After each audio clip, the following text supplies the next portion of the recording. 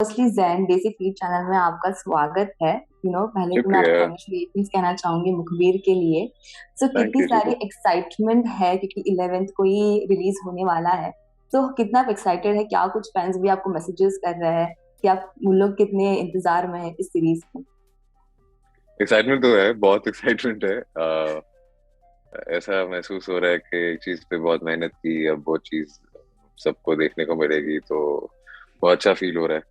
लोगों का रिएक्शन भी बहुत अच्छा है। आई थिंक उससे थोड़ा और उत्साह बढ़ रहा है, एक्साइटमेंट बढ़ रही है कि लोगों को लग रहा है जो कन्वे करना चाहते हैं वो कन्वे हुआ है अभी तक। तो हम्म।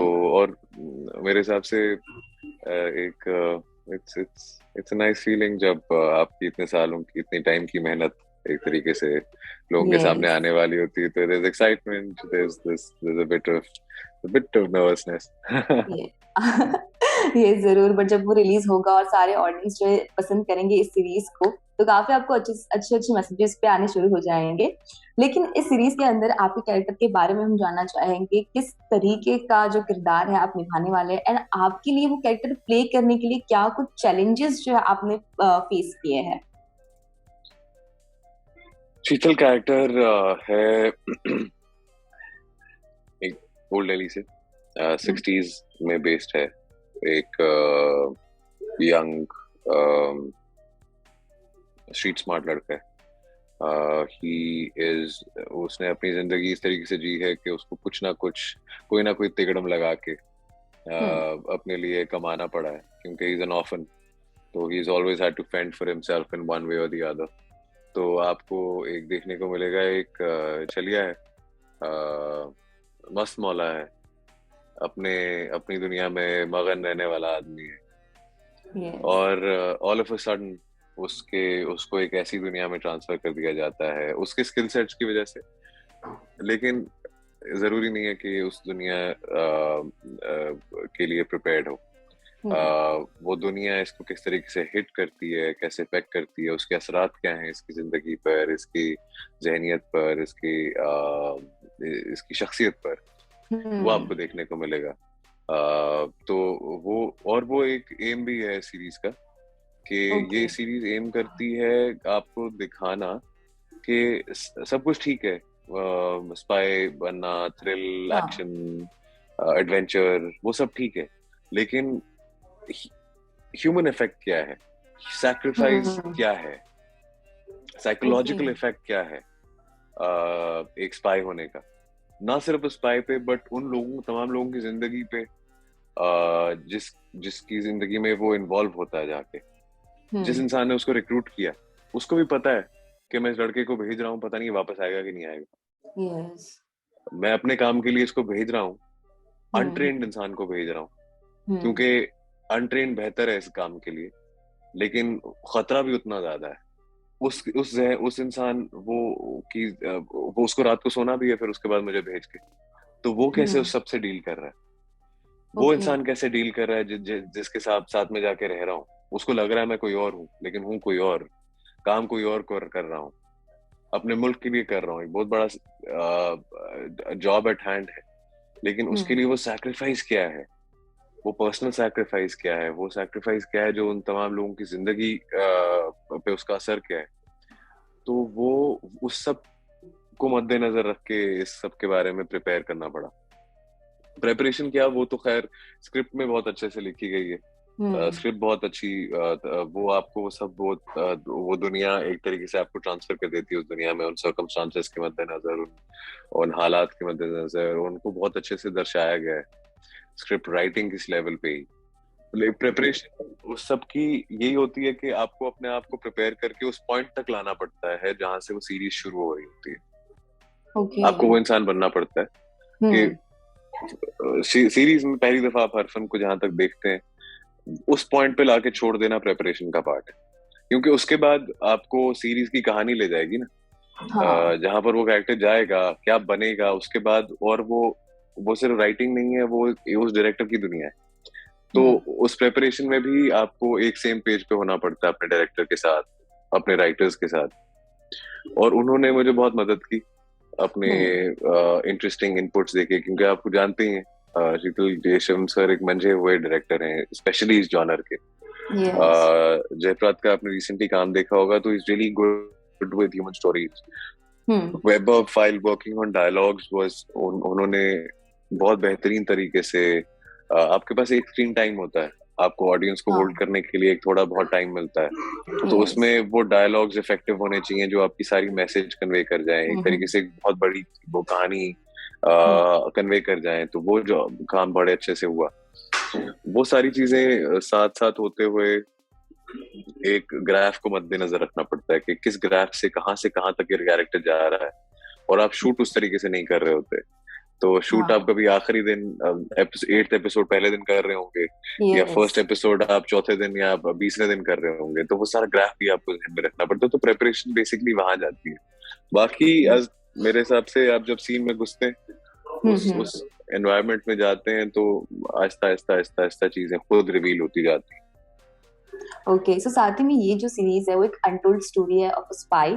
सो व्हाइल शूटिंग दिस सीरीज, तो आपको क्या कुछ ऐसी बातें पता चली कि ओ मतलब रियल लाइफ में ऐसा भी कुछ हुआ था करके? इंस्पायर्ड है फ्रॉम हम्म। True events. तो इट्स, आप इसको एक जो हमारे कंट्री में इतना एक्सप्लोर नहीं हुआ है, हिस्टोरिकल फिक्शन का जॉनर इसको कह सकते हैं, कि आप हिस्टोरिकल इवेंट्स हैं, रियल इवेंट्स हैं, हाँ। उनके अराउंड आप एक फिक्शनल अकाउंट क्रिएट करते हैं, ताकि आप वो उन इवेंट्स को ड्रामेटिकली और स्क्रीन प्ले से सूटेड तरीके से दर्शा सकें। और हर हर ऐसी स्टोरी में आपको कहीं ना कहीं एक फिक्शनल एस्पेक्ट देखता है, क्योंकि उसको स्क्रीन पे लाने के लिए आपको कोई ना कोई ट्वीक्स एंड चेंजेस करने पड़ते हैं। लेकिन इतना मैं जरूर, of course Indo China war के बारे में हमने पढ़ा भी है, और उसके यस। इकोनॉमिक इफेक्ट्स के बारे में हमने पढ़ा भी है, बड़े बड़े हम्म। होते हुए हमने ये भी पढ़ा है कि around what time all these things were forming, all the intelligence agencies were forming in our country. But सबसे ज्यादा important aspect जो मैंने डिस्कवर किया शीतल इज अगेन वही बात के क्या होता होगा वाकई में। हम्म। ऐसे तो बहुत, it looks very, it looks fun right, बाहर से आप देखो तो बड़ा लगता है कि यार क्या एडवेंचरस लाइफ होगी, लेकिन जब आप वाकई में उसके रियल एस्पेक्ट्स में जाते हो तो आपको समझ आता है कि कितना टैक्सिंग होता होगा, यस। कितना कितना भारी है ऐसा काम अंडरटेक करना और लेना हम्म। अपने सर पे। और आप कोई छोटा सा किसी एक छोटे सी ऑर्गेनाइजेशन के लिए या फर्म के लिए ये काम नहीं कर रहे, आप अपनी कंट्री के लिए कर रहे हैं, तो हम्म। कितना कुछ है उस एट स्टेक। इन अ वे आप और मैं इस वक्त अगर हम यहाँ बैठ के ये बात कर पा रहे हैं in a stable, in a growing India, we yes. Doing because of the fact कि पहले ऐसे लोग गुजरे हाँ। हैं जिन्होंने ये हम्म। चीजें की हैं, यस इस एक्चुअली। सब से गुजर के इन तमाम ये सैक्रिफाइस मेक किए हैं। और अफसोस की बात ये है कि ये जॉब ऐसा है कि हम्म। इसके बारे में बात करना भी मुनासिब नहीं है, तो आपको हम्म। पता नहीं चल सकता, कभी भी ऐसा नहीं हो सकता कि आपको वाकई में वो स्टोरी पता हो कि उस इंसान ने वो कहाँ से था, कहाँ से आया, कहाँ से गया, क्योंकि टू बी अंडर कवर। पता चल हम्म। गया तो कैसा स्पाई हुआ, यू हाँ नो। वो तो है। तो यस। और पता भी चल जाए कि नेचर ऑफ जॉब ऐसा है कि नोबडी विल एक्सेप्ट कि ये है, हमारा है, तो वो सब डिस्कवर किया। वो नेसेसरीली रियल इवेंट्स नहीं हो, but they are in a created scenario of how it would be. So वो हम्म। डिस्कवर करके I have found an even more respect, I suppose, for the unsung heroes, and who can be anybody. I yes. think who can be anybody from any sector in our country, who are quietly वो अपना काम कर रहे हैं, quietly they are toiling away for our country in a way, doing the job, and they're never praised for it. You know, they never brought hmm. their stories are never brought to light. Yes Their actually. उनकी कहानी हमको पता भी नहीं चलती। हम्म। तो in a way, this made me discover, and I hope it makes the audience discover yes the actually. the unsung story, the story of the unsung heroes of this country.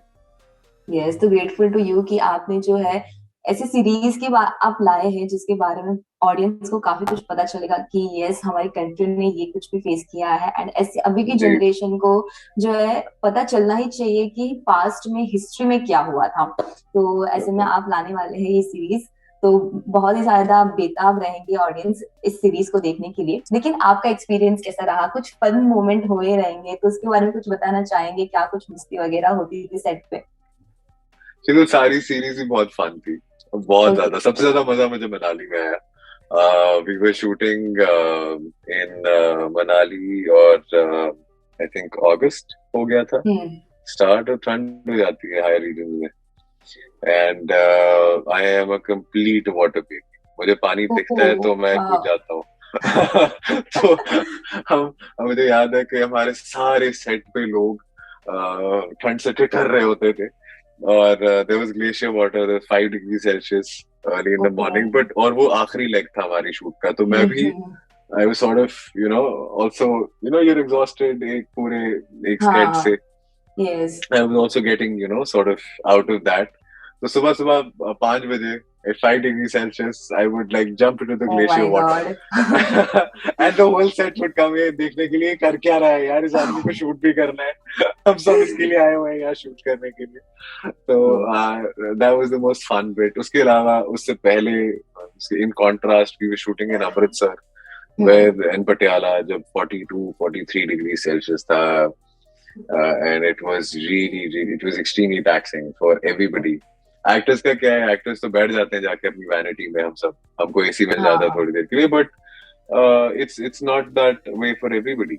The light people who are doing the job of the lights on the set, they're constantly in yes. that heat, picking yes up those actually. heavy instruments. Hmm. The director is always constantly busy with one task or the other. If he's not directing hmm. the actors, the director is always somehow managing the time, and there's a time crunch. तो ये तमाम चीजें हो रही थी, so it was a tough task made a lot easier by the kind of people we had around us.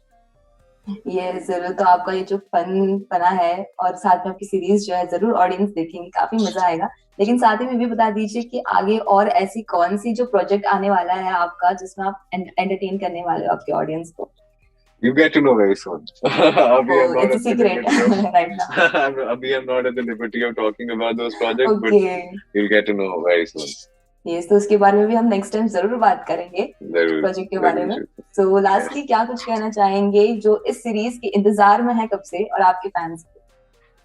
मैं यही कहना चाहूंगा कि आए देखें 11 नवंबर को मुखबिर on Z5. Hmm. It is a story, it is a very human story, जो हमने एक बहुत ह्यूमन एंगल दर्शाने की कोशिश की है सीरीज में, जो आपको देखने को मिलेगा। एक स्पाई जॉनर को आपने इस तरीके से, इस अंदाज में, इस नजरिए से, जाविये से बहुत कम मर्तबा देखा होगा।